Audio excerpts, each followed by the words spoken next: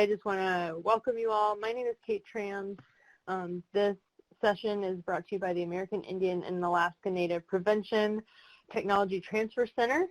In our first session today, we have Dr. Beth Boyd presenting Historical Trauma, Definition, Impact, and Hope for Healing. This training series is brought to you by the National American Indian and Alaska Native PTTC.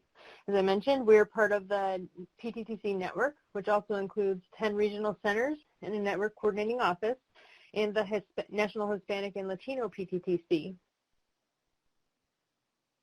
In the next couple of days, we'll send out a follow-up email to everyone who attended and also everyone who registered. For those who attended, you'll get a link to the recording, handouts of the slides, and a CEU request form. Our center is a NADAC certified educational provider, and we'd be happy to provide you with CEUs for a $15 fee, and that fee is charged just once annually for any of the webinars that you attend in any of our programs. Immediately following today's webinar, you will be redirected to our GIPR evaluation. This survey takes just a few minutes to complete and asks about your satisfaction with the event. This feedback is critical to our future work, and we value your opinion and would greatly appreciate your time in sharing your thoughts with us. And I just wanted to note, too, that since we have two back-to-back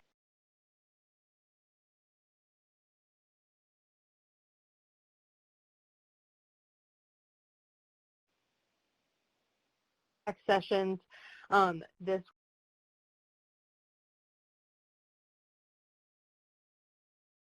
will, when we close out today, it will open up the survey for the first session, and then once you complete that one, it should actually redirect you to the survey for the second session. So we would really love to have your feedback on these sessions, and have you just keep that in mind as you fill out the survey, that we're separating them both so they can each have data for each of those. So thank you so much in advance. We hope to hear from you. We're going to have all of the participants muted for the duration of this webinar, so please use the chat pod to share your questions and comments, and we'll have time at the end of the presentation to address your questions. I do want to make a quick note of our Leadership Academy that we're currently recruiting for. It's a really wonderful year-long program that offers networking and leadership building skills for Native professionals who are working in mental health, behavioral health, or as substance use providers or prevention. So you can click on the link here in the slide, and I'll also put that in the chat here in just a moment. So I want to welcome our speaker today. Our speaker is Dr. Beth Boyd. She is a faculty member in the University of South Dakota Disaster Mental Health Institute. And since 1993, she's responded to numerous national and international disasters and crisis situations, particularly in Native communities. Her work with tribes has focused on crisis response team development, youth suicide prevention, community healing and empowerment, and human resource development. I wanted to mention, too, that Beth Boyd was the recipient of our 2019 Dr. Mackey Waktaya Naji Award. And she was able to give this presentation when she received that award back in October, I believe. So we're really excited that we get to do a virtual version of this presentation and get to share this with more of you. And I just want to congratulate Dr. Boyd on that award and what it means to us as we, much of our programs has come from the legacy of Dr. Mackey. So I want to thank Dr. Boyd at this time, and I am going to pull up your slides here and pass things over to you. Thank you very much. Can you hear me? Okay, am I on the? Yep. Okay, all right. Yep, it sounds good. Thank you very much. I want to start by saying that it's an honor to be here and to present. I see many people from lots of different places on here. Some people I know, so hello to you.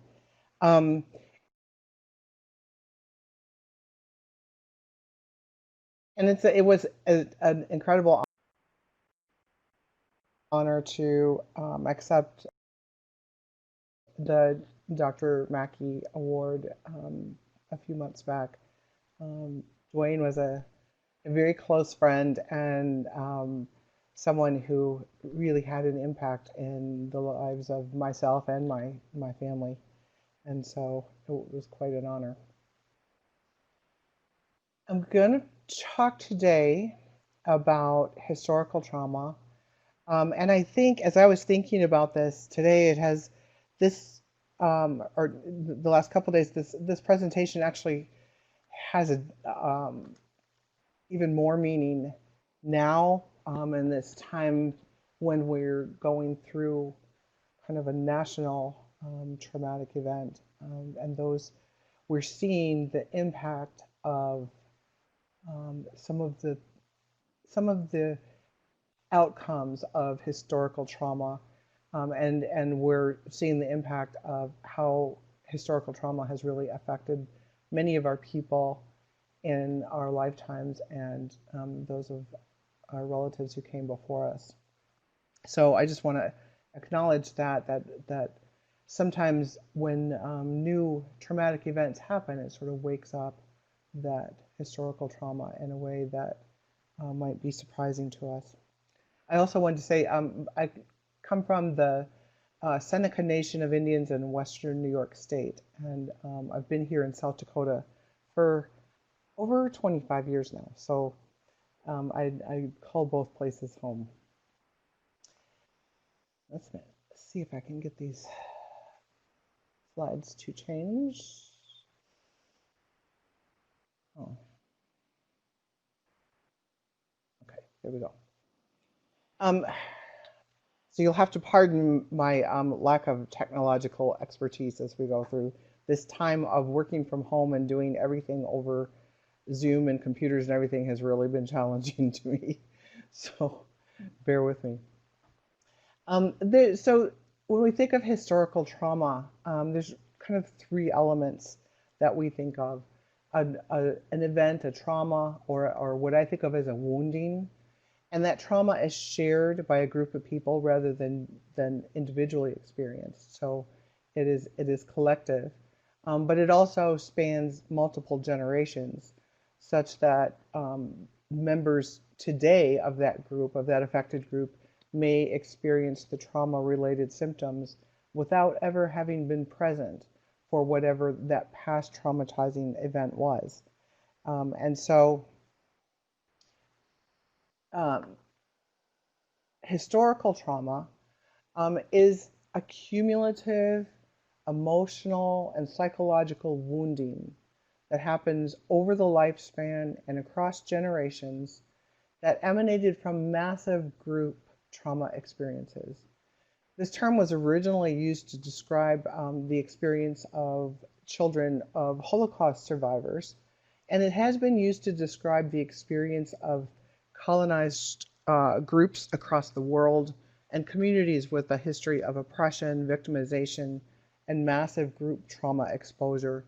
So it's been applied to groups such as Japanese American survivors of internment camps, Swedish immigrant children whose parents were torture survivors, Palestinian youth, Cambodians, Israelis, Russians, African Americans. It's been used, this term historical trauma, with many, many groups. We're going to be talking about Native American historical trauma today, and some of the things that brought this about. It's estimated that as much as 95% of the Native American population was wiped out on this continent through federal policies of removal, termination, relocation, and assimilation, and the diseases that were unfamiliar to the people of the lands here. It resulted in generations of traumatic losses of land, of culture, of the close community bonds that the people were used to, and traditional spiritual and ceremonial ways of healing that would have been the natural ways for people to heal from these traumatic events was outlawed until 1978, which is not that long ago. So it left generations of Native people with no mechanism for healing from all of the traumas that they were experiencing. So people, we could think of people as being both physically and culturally slaughtered in this country, and then portrayed by the mainstream culture as uncivilized and less evolved than other people. So a friend of mine, Karina Walters, um, in, um, at University of Washington, has said that these events don't just target an individual, they target a whole collective community. The trauma is held personally and can be transmitted over generations. Even family members who do not have a direct experience of the trauma itself can feel the effects generations later. And this is what we mean when we talk about historical trauma. Probably the best known um,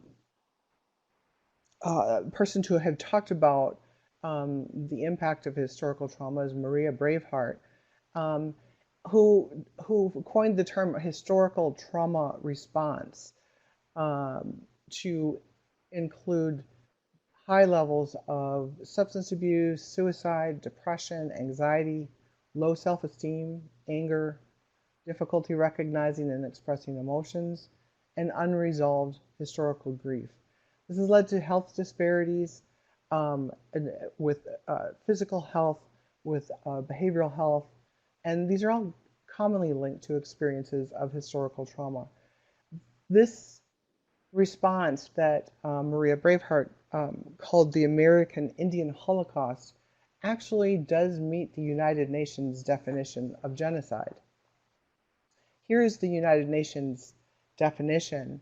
Um, and what's important here is to understand that the definition includes both a mental element that where you have to be able to show the intent to destroy in whole or in part a national, ethnical, racial, or religious group. So there has to be the actual intent, and then there has to be the physical element, which includes the following 5 areas. Killing members of the group, causing serious bodily or mental harm to members of the group, deliberately inflicting on the group conditions of life calculated to bring about its physical destruction in whole or in part, imposing measures intended to prevent births within the group, and forcibly transferring children of the group to another group. That all sounds like horrible things, but I'm going to show you in the next few slides some examples of each of those 5 physical elements. Killing members of the group. These are the things that we know probably the most about, the things that are most often talked about um, or sort of known about in the mainstream.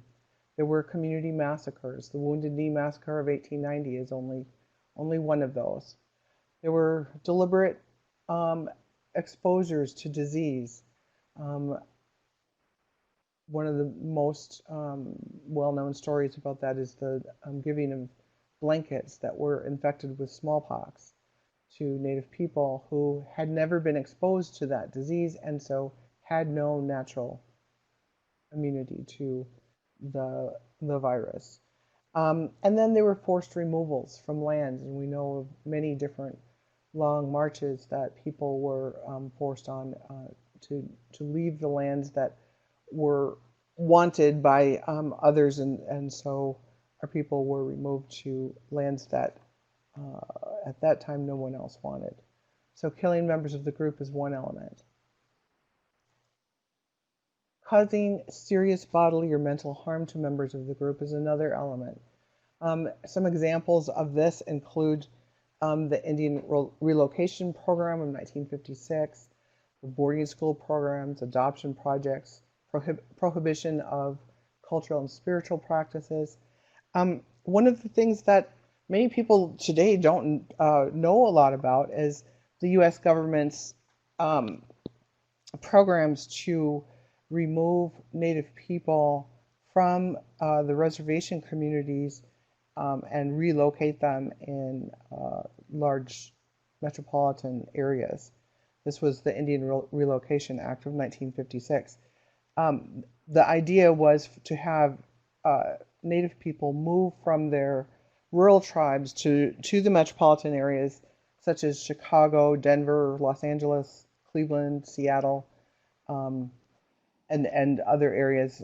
And the BIA, the Bureau of Indian Affairs, pledged assistance with locating housing and employment. There was supposed to be job training that went along with this. And the act didn't actually force people to leave the reservations, but it made it really difficult for people to stay by dissolving federal recognition of many tribes, ending federal funding for reservation schools, hospitals, and basic services, and along with the jobs that they created.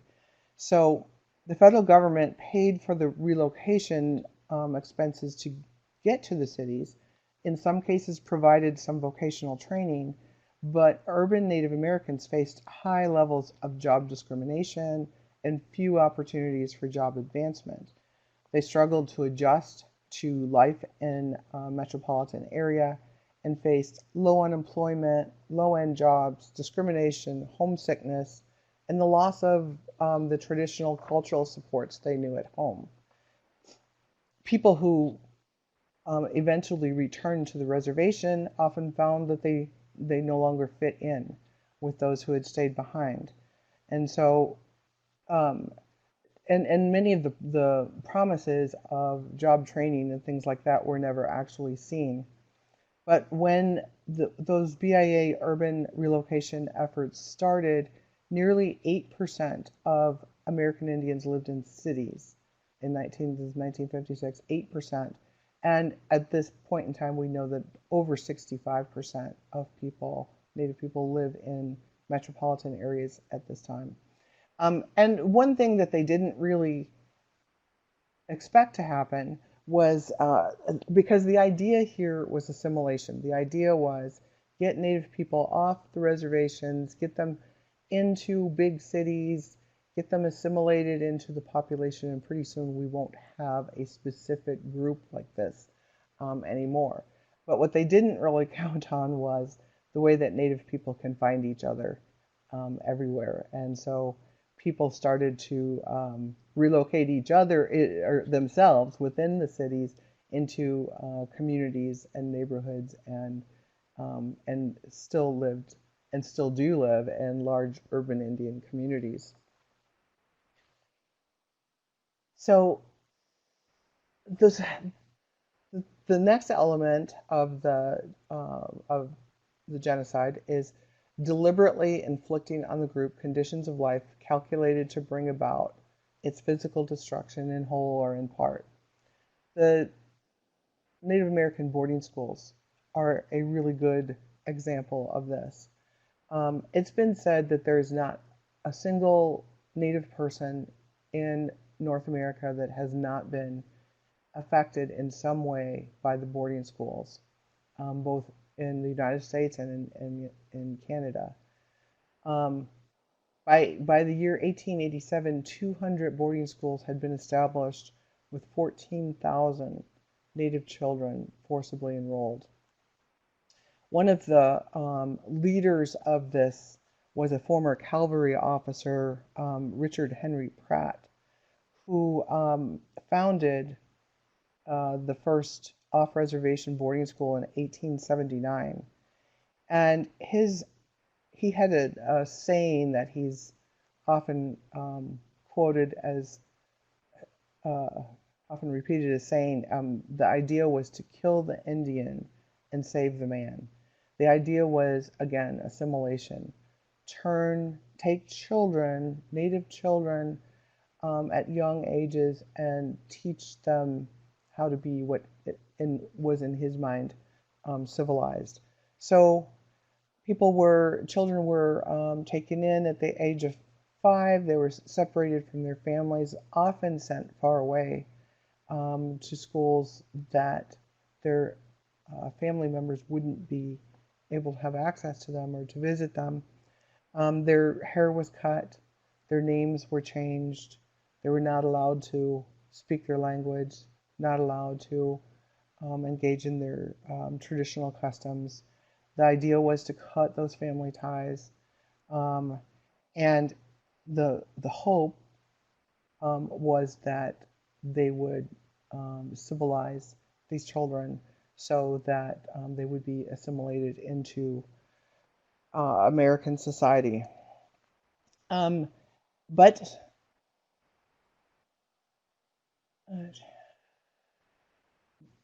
the Carlisle Indian School was the first um, school that probably saw during its years of operation over 10,000 children, and you can see how children were dressed to look exactly alike, hair cut. Um, there are so many stories of uh, the kind of discipline or punishment or abuse that happened in these schools. Um, Many of the children would contract diseases that, again, they didn't have the immunity for. So it became necessary to have cemeteries there at the school as well, because remember, the children were so far away from their homes, they weren't able to take um, their bodies back to their homes when they succumbed to the illnesses and things. Many children ran away. Um, there are a number of calculations of how many children died at Carlisle Indian School in Pennsylvania, anywhere from 186 to 500. Some accounts give of children that died out of the 10,000 that went to the school. Tuberculosis was probably the most uh, deadliest of the diseases. And this picture shows the cemetery as it is now, but it wasn't until the year 2000 that children were given proper native burial rights. But unfortunately, this cemetery had been moved several times over the years, and so there was no way to give an accurate identification of each body. We just know that there were those that were buried there.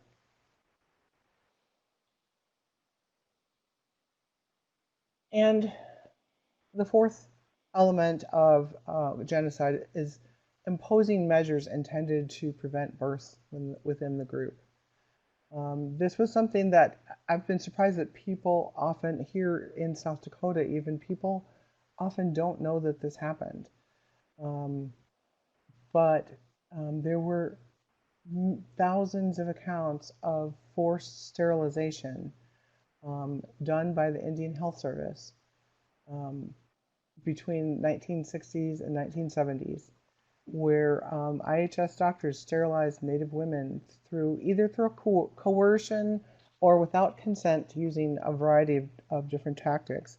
I know that here, this was part of the Family Planning Act of 1970. It was part of the War on Poverty at that time. It included involuntary surgical sterilization of Native women and women of color in other parts of the country.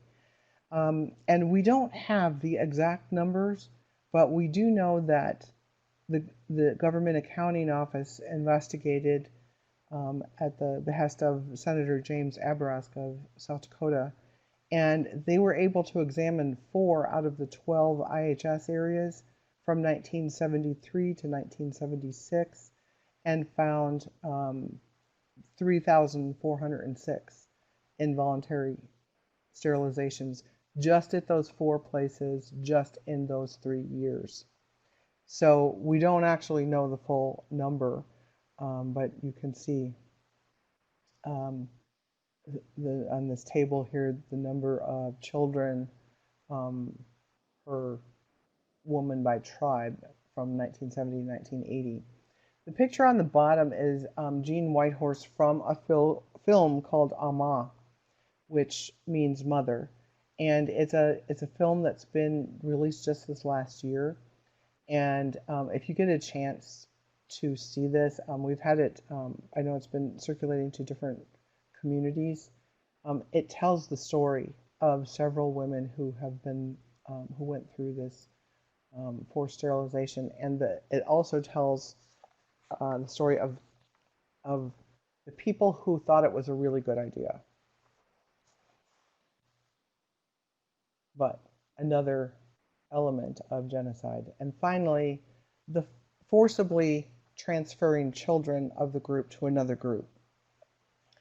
Um, the Indian Adoption Project was a federal program that removed Indian children from their homes from the years 1958 to 1967 with the help of the prestigious Child Welfare League of America. They thought they were, at the time, that they were doing um, something good. Obviously, I don't think that social workers were deliberately trying to um, create trauma, but the idea again was that Indian children would be much better off being raised outside of their native culture and their native communities, and that if they were raised in the white world, they could become assimilated into the mainstream society, and that would be better for them. So as many as 1/3 of Indian children were separated from their families between 1941 and 1967. And during this time, just about any issue, from something minor to something serious, could result in the loss of an Indian child from their family. Something like if social workers came through the reservation and saw that a grandma was taking care of a child, or an auntie, that child could be taken away because their mother wasn't the one taking care of them, or there could be any number of other reasons, but many children were taken during those times. The aim here was assimilation and extinction of the tribes as entities, as their younger generations were removed year after year, just as it had been with the boarding schools. Um, in a paper by Carol Locust, who's a Cherokee woman, she describes Native adoptees as suffering from what she calls the split feather syndrome, the damage caused by loss of tribal identity and growing up different in an inhospitable world. Lost bird is another term that researchers have used to refer to this group of children who had been removed, and sort of recalling one of the first Indian adoptees, who was a Lakota infant who survived the 1890 massacre at Wounded Knee. She was found under the frozen body of her mother and taken as a war trophy by a general who named her Lost Bird. And this there's a biography of her done by Renee Sansone Flood called The Lost Bird of Wounded Knee. If you want to read that story, she endured intolerance and isolation as sort of a trophy child being raised with this white family. And when she rebelled as a teenager, she was shipped back to her birth family, where she no longer fit in. And so she did a stint in Buffalo Bill's Wild West show, and for a couple of years she had 3 children, all of whom died, and she eventually died from influenza in 1920 at the age of 30. Um, the end game here was assimilation. It was, if we took children away from their families and raised them in the mainstream, we wouldn't have this group called American Indian as a separate group in our society anymore. And that is the goal of genocide. So it is sometimes surprising to people to hear that we actually, that this happened in the United States. It does fit the United Nations definition of genocide, but it is very seldom ever recognized in the history of our country. Today we have a term that recognizes the impact of some of these um, childhood traumatic events, and I think you will be hearing more about this in the next presentation. But adverse childhood experiences, or ACEs, is the term that's used to describe any sort of abuse, neglect, or other traumatic experience that happens to a person under the age of 18.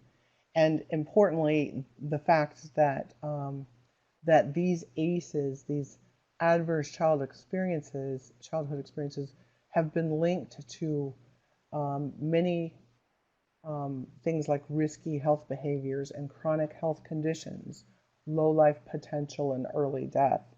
Um, these they're common across all populations.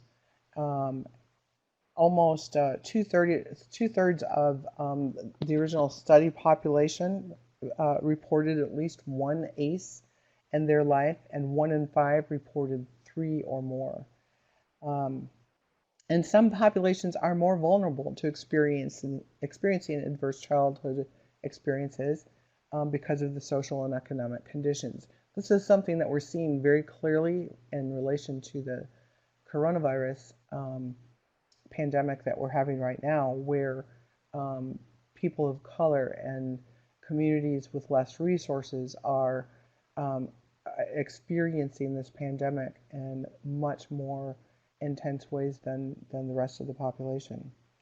Um, these, I don't know if you can see this because it is kind of small, but these are all issues related to later life issues, um, uh, health conditions, behavioral health conditions, risky sorts of behaviors, and those kinds of things that as the number of adverse childhood experiences increases, so does the risk of health and mental health issues later in life.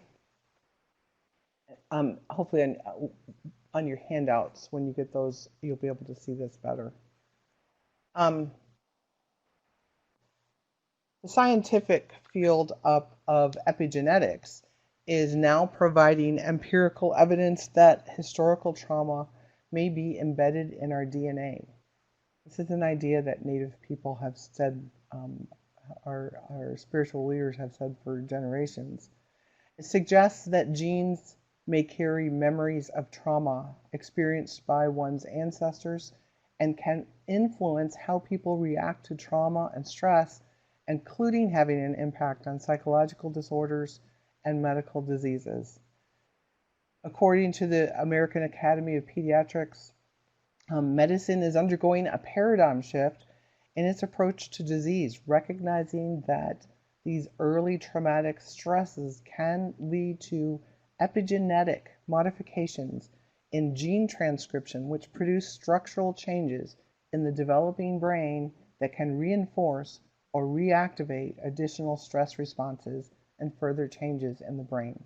So these early childhood traumatic experiences actually change both the structure and the function of our brain. The term epigenetics refers to those mechanisms that change gene expression without altering the DNA sequence. And so we now know that this model that is referred to as the eco-biodevelopmental model this is something that's been long understood by Native healers and is reflected in many of our traditional Native healing practices. The idea that the trauma experienced by not only ourselves as children, but our ancestors becomes part of our DNA and changes who we are after that. So we have historical trauma affecting us at all levels. At the individual level, like I've just talked about, with many negative health and mental health outcomes. It also, and things like, we talked about with depression, anxiety, anger, self-criticism, stress vulnerability, those kinds of things. But it can also affect us at the family level. When we think of those children, so many children who were raised away from their own families, whether it was boarding schools or adoptions or whatever the issue was that took them away, um, we can see the impact on the family level. Sometimes children just know that their parents went through such difficult times that they try not to trigger painful memories for their parents.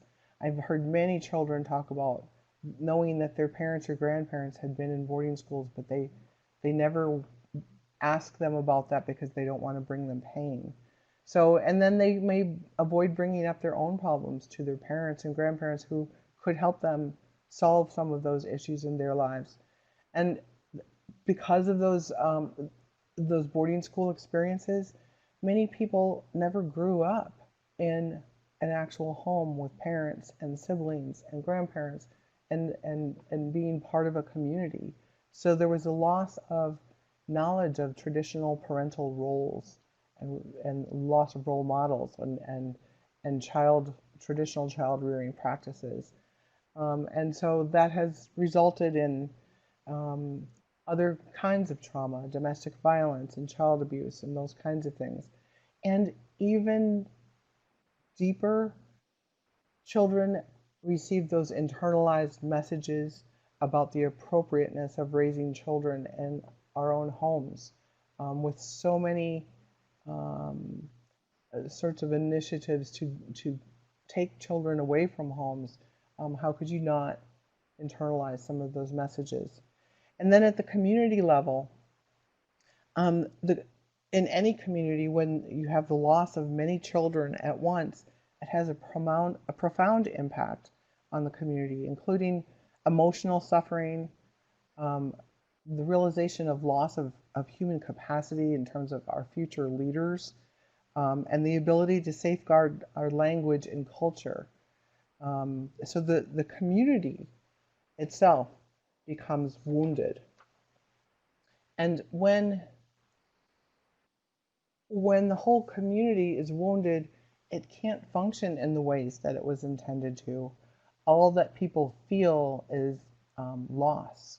Um, it feels as if the trauma just continues to roll forward like a wave over the generations from one generation to the next. People feel the loss. They don't have the traditional healing mechanisms that helped us for generations to heal from the things that happened. Those were taken away. And so people try to fill that loss with other things. Sometimes it's with substances or with unhealthy relationships or many, many other things. And the traditions aren't there to help keep those relationships healthy. So, in order to stop this forward momentum, some form of social healing, community healing is needed, where those losses that we've experienced can be mourned and replaced by something new and healthy in the community. Historical trauma may have had long lasting effects on individual, family, and community health and mental health, but we can also understand historical trauma as potential sources of both distress and resilience.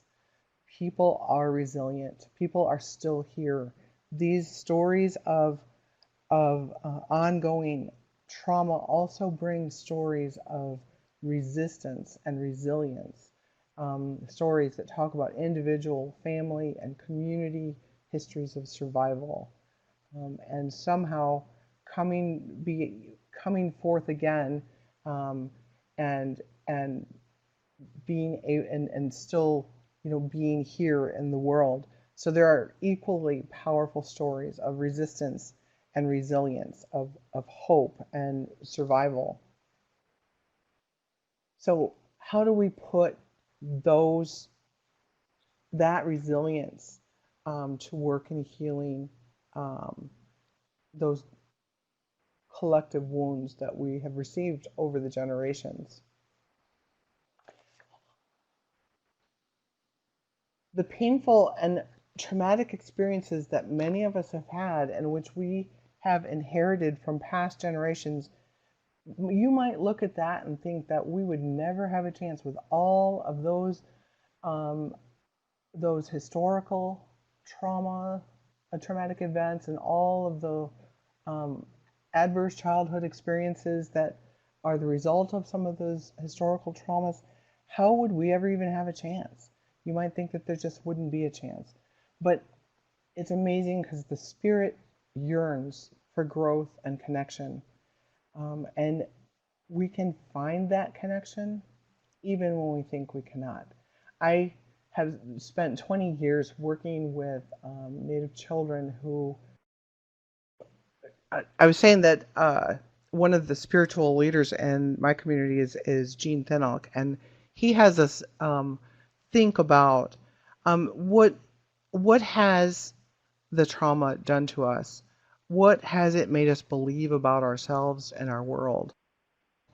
And to really think about that and what are the answers to that? What it's not enough to just recognize that we've been affected by this historical trauma, but what do we do? How has it changed us? What has it made us think about ourselves and how we are connected to the world? And the answers are back in who we are, in being who we truly are, and that is being the healing that we need. Remembering who we are and how we are connected to one another. Remembering that we can't really be disconnected from each other, but that's what trauma does. Trauma leads us to think that we're all alone, that we're the only one that feels this way. We're the only one and nobody else can understand. It makes us think that we are disconnected, when in reality, we can't be disconnected from each other. Jean also talks about emotion as the expression of the spiritual, and that when we learn to shut off our feelings, and because of the trauma, we shut down and we don't express our feelings, and we don't even know ourselves what our feelings are at some point, then we can't remember who we are and how we are connected because we're not expressing the spiritual. And that's what happens when we get overwhelmed by our feelings of sadness and despair and depression and anxiety. We forget how we're connected to others, to the land, to our relatives, the relatives who came before us, the relatives who will come after us, even to ourselves. We forget what that connection is. And so healing, in part, is reconnecting. And healing is also about rebalancing, because wellness is about balance. Wellness involves a balance between the creator, the natural world, the physical, mental, emotional, and spiritual aspects of the self. And imbalances in any of these areas may result in individual or communal dis-ease or illness. And healing is a communal process of rediscovering the balance within the self and the harmony between the self, the creator, and the natural world. So healing is also about that rebalancing. We can actually look back to our traditional cultural ceremonies for guidance in how to be well, how to get ourselves in that balanced state, and to recognize that we have a personal responsibility for wellness. Whether we participate in traditional cultural forms of healing or visit a Western provider, the process of identifying those things that we need or seek to change, deciding to ask for help, and humbling ourselves to receive healing, we have to recognize that we are no more and no less than anyone else. We are the people. We have to recognize that that spark of the creator that's in ourselves is in every single being around us, including the two-legged and the four-legged and the winged and the ones with roots. And so it involves When you think about a community healing ceremony, a person must begin that kind of a quest in a way of by humbling themselves to ask for help and healing. And in order to ask for and receive help, a person must realize their connection to others and accept the help of their family and their community to prepare themselves for that healing. They must recognize that there are no more and that that they are no more nor less than anyone else, which is probably the basis for most of our life problems, is not realizing that we are the same. Um, for some, that means to be humble. For some, learning to be humble means realizing that they're not above others. For others, it means learning that we're not below others. And the person asking for healing then has to participate along with their family and community in preparation for the ceremony and the ceremony itself and any prescribed follow up from that ceremony. It might be herbal medicines or life changes or more ceremonies. And then the healing person informs the person that has asked for healing of the reasons for their difficulty, the form that healing will take, and most importantly, the responsibility that the individual must assume for their own healing. And that can't happen without people around you. The individual cannot be separated from the community and wellness. And that ceremony I was just speaking of, the ceremony itself is a communal event where commitments are witnessed by relatives and community. And the patient, quote unquote patient, what we think of as patient and the family are not only empowered but are required to be full participants in that healing process. And so the value is on community and seeing yourself within your family and the people around you. Responsibility to generations that came before us and the ones that will come after us, and current relationships with the ancestors, that recognizing they are still part of our lives and guide our present. And historical continuity provides that expanded demonstration of resilience in our lives and in our communities. Another aspect of that wellness is connection to the earth. It's not just a connection to nature like some people might feel. It's the realization that healing is connected to the land and the water as sources of our healing. That's also why the loss of land has been so devastating. And even our medicines, knowing that our medicines come from the earth, they come from that same spark of the Creator that we have inside of us. Our bodies recognize that spark, and our wellness is literally connected to the wellness of our relatives, the land and the water and the air. Healing is also a process of reconnection. If we have ever known connection in our lives, we can know it again. And for some of us, maybe it wasn't our parents, even if we wanted it to be, even if we wished it was. Maybe it was an auntie or a grandma or a brother. For some of us, it might even have been a dog, or if you were a really lucky person, maybe a cat. For some of us, it was a place where we felt connected and we knew we were connected to the world. For me, it was a tree that looked exactly like this. That was where I knew I belonged and where I knew I was connected. So, but it's not possible that we have never known connection, even though sometimes it feels that way. We all come from that same spark of the Creator. We just don't remember that in a lot of cases, and we just need to remember that to remember how to reconnect. So, the culture is the medicine. One of the things that I've struggled with since graduate school is to understand how to put together these two worlds, the spiritual based world of culture and the science based world of psychology. But I have a deep belief that these two worlds can be bridged and that good can come from that for Native people, of finding that common ground. For some people, Western medicine approaches will be fine. For others, traditional healing practices will be fine.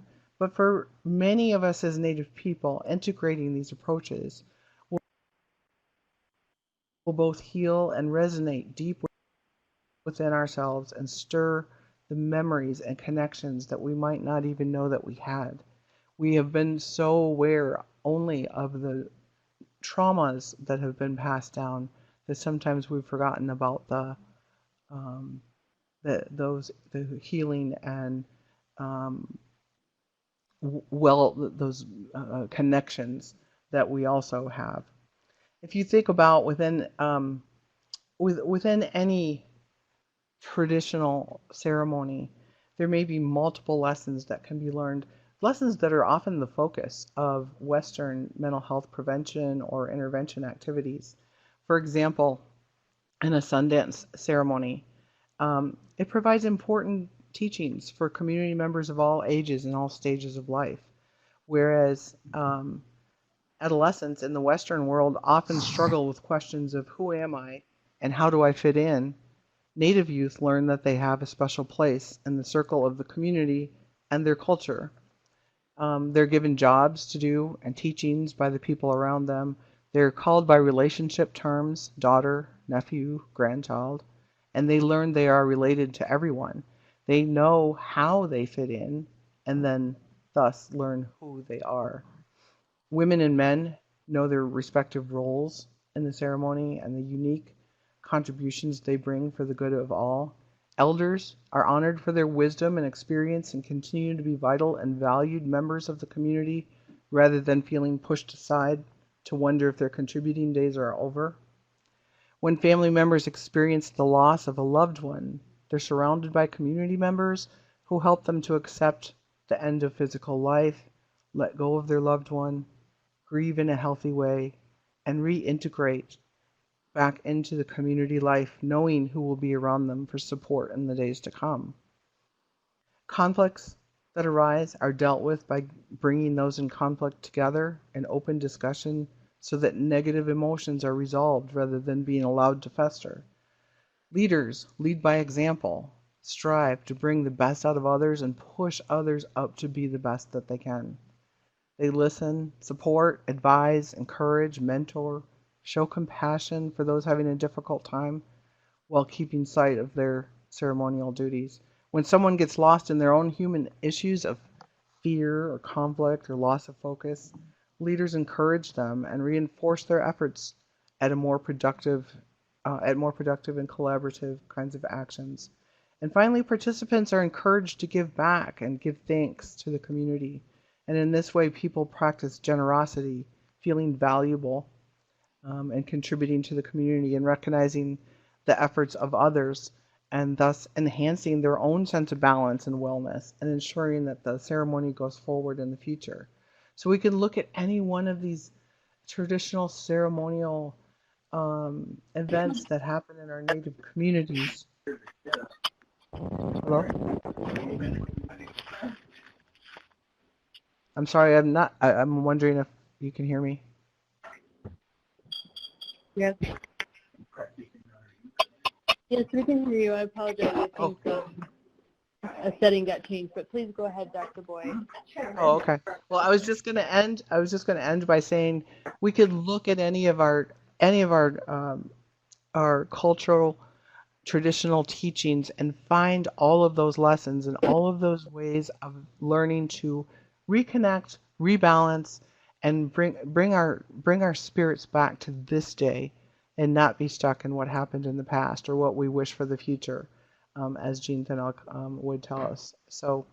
I want to say thank you, and there might be a minute or two here for questions. Your microphone has been turned on. Hello? Can you hear me? Yes, sorry about that. Go ahead, Dr. Oh, Boyd. okay. No, I just finished and said I'd be happy to take any questions if anybody. I know we only have a couple minutes here. Wonderful. Thank you so much for that presentation. And I just want to welcome questions that people have. We can take a couple minutes for those. And And we'll also have, I know that our presenters for the next session also plan to stay on a little bit longer, and so we can maybe have a little bit more question and answer time at the end of that presentation. So yeah, thank you so much for all the comments. Looks like got lots of comments coming in, and while we're waiting for any questions, I just wanted to do a quick sound check for our presenters, for Dr. Danica Brown and Dr. Wendy Gardner, who are going to be speaking next. I'm here. Can you hear me? Yes, is that you, Danica? That's Don. Yes, I'm here. That's Donica. Okay, Danica, thank you. And Wendy may be having some issues. So Wendy, if you have the phone icon up at the top of your screen, then you can click that little down arrow, and it should give you the option to connect your audio, and then you can choose to connect Can you hear me now? your computer's microphone and speakers. Oh, wonderful. That was easy. Thank you. Yeah. Yeah. Okay, great. Okay, wonderful. Well, we'll be getting started with that one in just a moment. I had a question. I know I saw a question for Dr. Boyd. So let me just find that. One second. Okay, so if genocide was the end result, why were we put on reservations? Is the question that we had earlier. If maybe that's, well, go ahead. I'm sorry. Sorry, go ahead, Dr. Boyd. I think that what I was trying to say was that all of the various policies that the federal government used to deal with Native people over the years sort of together result in or meet all of the definitions of what is considered genocide. I don't know that I wouldn't go as far to say that they were consciously doing that. I think there was a time when the whole, the goal was to kill all of us, but I don't think that was the goal. In following years, it was more to assimilate people into the mainstream. But that sort of results in an overall picture of genocide. Okay, and I think we'll take one more question for now, and then we'll have some more time at the end of the next session. But we had a question. What is your take on Western medicine fused with indigenous cultures as medicine? I think that might be the ideal.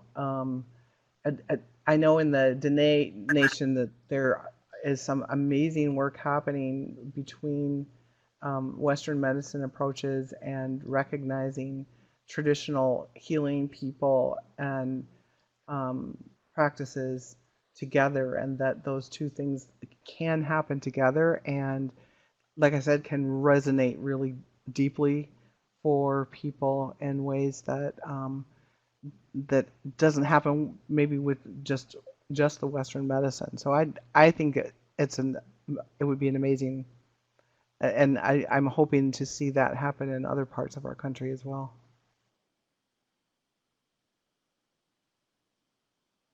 Wonderful. Thank you so much. I did want to note, in relation to that question, we have been holding sessions with a panel of behavioral health specialists, medicine peoples, leaders, tribal leaders, and elders that we've been having discussions about at